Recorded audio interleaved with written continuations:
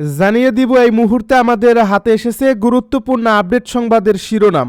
শুরুতেই থাকছে ঢাকা 10 আসনে স্বতন্ত্র প্রার্থী হবেন আসিফ মাহমুদ সজীব ভুঁইয়া। আসন্ন ত্রয়োদশ জাতীয় সংসদ নির্বাচনে ঢাকা 10 আসন থেকে স্বতন্ত্র প্রার্থী হিসেবে ভোটযুদ্ধের ঘোষণা দিয়েছেন আসিফ মাহমুদ সজীব ভুঁইয়া। এবারে জানিয়ে দিব তফসিল বাতিলের দাবিতে শরীয়তপুরে কার্যক্রম নিষিদ্ধ আওয়ামী লীগের মশাল মিছিল। ত্রয়োদশ জাতীয় সংসদ নির্বাচনের তফসিল বাতিলের দাবি জানিয়ে শরীয়তপুরে মশাল মিছিল করেছে কার্যক্রম নিষিদ্ধ হওয়া দল আওয়ামী লীগ। এবারে থাকছে তফসিলকে স্বাগত জানিয়ে দায়িত্বশীলদের নতুন নির্দেশনা দিলেন জামায়াতের আমির। আগামী ত্রয়োদশ জাতীয় সংসদ নির্বাচনের তফসিল ঘোষণাকে স্বাগত জানিয়ে দলীয় দায়িত্বশীল ও কর্মীদের জন্য নতুন নির্দেশনা দিয়েছেন বাংলাদেশ জামায়াতে ইসলামীর আমির ডাক্তার শফিকুর রহমান। এবারে জানিয়ে দিব সুখবর পেলেন যুবদলের 7 নেতা। সব শেষে জানিয়ে দিব রাজধানীতে সিটি কর্পোরেশনের গাড়ির ধাক্কায় বিশ্ববিদ্যালয়ের 2 শিক্ষার্থী নিহত। এতক্ষণ শুনছিলেন হাতে থাকা আপডেট সংবাদের শিরোনাম, এবারে বিস্তারিত। তবে তার আগে অনুরোধ রইল ভিডিওটিতে একটি লাইক এবং কমেন্ট করে জানিয়ে দিন ভিডিও সম্পর্কে আপনার মূল্যবান মতামত। আরও জানিয়ে দিন ভিডিওটি কোথা থেকে দেখছেন বা কোন জেলা থেকে দেখছেন। ঢাকা 10 আসনে স্বতন্ত্র প্রার্থী হবেন আসিফ মাহমুদ সজীব ভুঁইয়া। আসন্ন ত্রয়োদশ জাতীয় সংসদ নির্বাচনে ঢাকা 10 আসন থেকে স্বতন্ত্র প্রার্থী হিসেবে ভোট যুদ্ধের ঘোষণা দিয়েছেন আসিফ মাহমুদ সজীব ভুঁইয়া। আজ শুক্রবার সকালে নিজ ফেসবুক পোস্টে এ বিষয়টি নিশ্চিত করেছেন তিনি। গতকাল বৃহস্পতিবার ত্রয়োদশ জাতীয় সংসদ নির্বাচনের তফসিল প্রকাশ করা হয়। তার আগে অন্তর্বর্তী সরকারের 2 ছাত্র উপদেষ্টা আসিফ মাহমুদ সজীব ভুঁইয়া ও মাহফুজ আলম পদত্যাগ করেন। তাদের পদত্যাগের পর থেকেই কোনো রাজনৈতিক দলে তারা যোগ দেবেন তা নিয়ে নানা ধরনের গুঞ্জন ছড়িয়েছিল। তবে আসিফ মাহমুদ সজীব স্পষ্ট করেছেন যে তিনি নির্বাচনে স্বতন্ত্র প্রার্থী হিসেবে অংশগ্রহণ করবেন। তফসিল বাতিলের দাবিতে শরীয়তপুরে কার্যক্রম নিষিদ্ধ আওয়ামী লীগের মশাল মিছিল। ত্রয়োদশ জাতীয় সংসদ নির্বাচনের তফসিল বাতিলের দাবি জানিয়ে শরীয়তপুরে মশাল মিছিল করছে কার্যক্রম নিষিদ্ধ হওয়া দল আওয়ামী লীগ। গতকাল বৃহস্পতিবার রাত 8টার দিকে ঢাকা শরীয়তপুর সড়কের জাজিরা উপজেলার মিরাস এলাকায় মিছিলটি হয়। এ মিছিলে অংশ নেওয়ার অভিযোগে একজনকে আটক করছে পুলিশ। উদ্ধার করা হয়েছে 64টি মশাল। জাজিরা থানার পুলিশ জানিয়েছে গতকাল রাতে জাজিরার মিরাশা এলাকার মিছিলে আওয়ামী লীগের বিভিন্ন স্তরের নেতাকর্মী ও সমর্থকের অংশ নেন।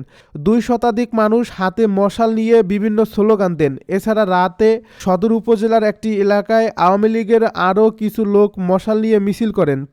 তবে সদরের কোন এলাকায় ওই মিছিল হয়েছে তা জানতে পারেনি পুলিশ। গতকাল রাতের ওই 2টি মিছিলের 2টি ভিডিও আওয়ামী লীগ, যুবলীগ ও নিষিদ্ধ সংগঠনের ছাত্রলীগের ভেরিফাইড ফেসবুক পেজে পোস্ট করা হয়েছে।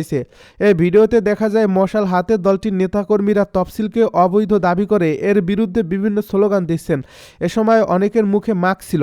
জাজিরা থানার ভারপ্রাপ্ত কর্মকর্তা সালেহ আহমেদ প্রথম আলোকে বলেন, বৃহস্পতিবার রাতে ঢাকা শরীয়তপুর সড়কের জাজিরার মিরাশা এলাকায় মিছিল হচ্ছে এমন খবর পেয়ে পুলিশ সেখানে যায়। ততক্ষণে মিছিলকারীরা সেখান থেকে পালিয়ে যায়। ওই স্থান থেকে সন্দেহভাজন এক ব্যক্তিকে আটক করা হয়েছে।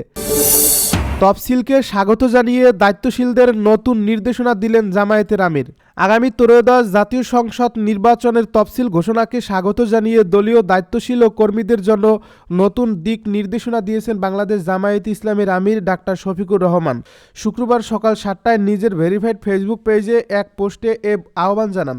ডাক্তার শফিকুর রহমান লেখেন, বৃহস্পতিবার সন্ধ্যায় আগামী ত্রয়োদশ জাতীয় সংসদ নির্বাচনের তফসিল ঘোষণা করা হয়েছে। স্বাগতম ঘোষিত এই নির্বাচনকে সুষ্ঠু ও সফল করার জন্য যৌক্তিক সব ধরনের সহযোগিতার জন্য আমরা প্রস্তুত। দলীয় নেতাকর্মীদের উদ্দেশ্যে তিনি আরও লেখেন, ঘোষিত আরপিও অনুযায়ী 48 ঘন্টার মধ্যে বিভিন্ন প্রচার উপকরণ নিজ দায়িত্বে সরিয়ে নেওয়ার জন্য দেশের সকল পর্যায়ের দায়িত্বশীল ও কর্মীদের প্রতি আহ্বান জানাই।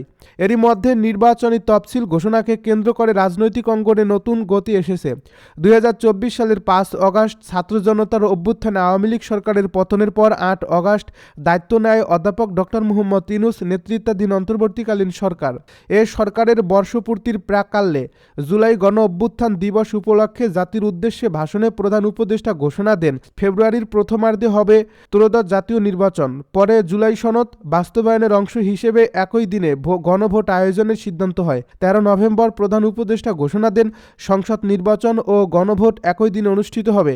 ঘোষিত সময়সীমার মধ্যেই এ নির্বাচন অনুষ্ঠিত হতে যাচ্ছে। অন্তর্বর্তী সরকার ও নির্বাচন কমিশনের অধীনে এটি প্রথম জাতীয় নির্বাচন। এবার সুখবর পেলেন যুবদলের 7 নেতা।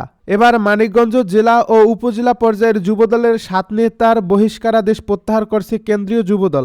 দল পুনর্গঠনের চলমান প্রক্রিয়া এবং সাংগঠনিক কার্যক্রমকে আরও গতিশীল করতে এই সিদ্ধান্ত নেওয়া হয়েছে বলে জানা গেছে।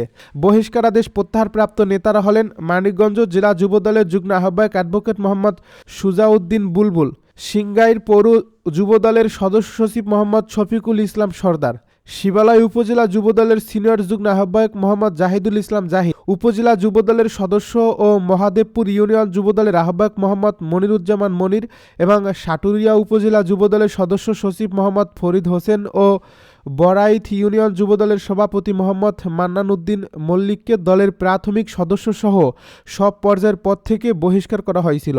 আবেদনের পরিপ্রেক্ষিতে দলীয় সিদ্ধান্ত মোতাবেক আজ বহিষ্কারাদেশ প্রত্যাহার করে তাদের স্ব পদে বহাল করা হলো।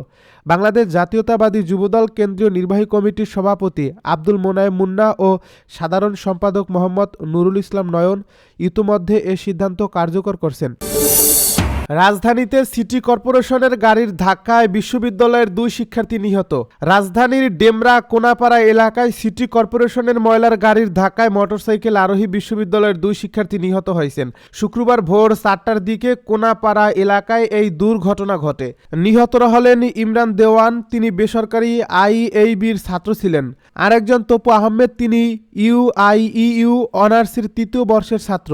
তাদের উদ্ধার করে ঢাকা মেডিকেল কলেজ হাসপাতালে জরুরি বিভাগে নিলে ভোর 5:30টার দিকে কর্তব্যরত চিকিৎসক 2 জনকে মৃত ঘোষণা করেন। মরদেহ 2টি ঢাকা মেডিকেল কলেজ হাসপাতালের মর্গে রাখা হয়েছে। এ ঘটনায় ডেমরা থানা পুলিশ ঘাতক গাড়িটিকে জব্দ করছে। নিহতদের স্বজনদের বরাত দিয়ে ঢাকা মেডিকেল হাসপাতাল পুলিশ ক্যাম্পের ইনচার্জ মোহাম্মদ ফারুক বলেন, গায়ে হলুদ অনুষ্ঠান শেষে মোটরসাইকেলে ফিরছিলেন তারা। পথে কোনাপাড়া এলাকায় সিটি কর্পোরেশনের গাড়ির ধাক্কায় 2 জন গুরুতর আহত হন। স্থানীয় তাদের উদ্ধার করে ঢাকা মেডিকেল কলেজ হাসপাতালে আনলে কর্তব্যরত চিকিৎসক মৃত ঘোষণা করেন।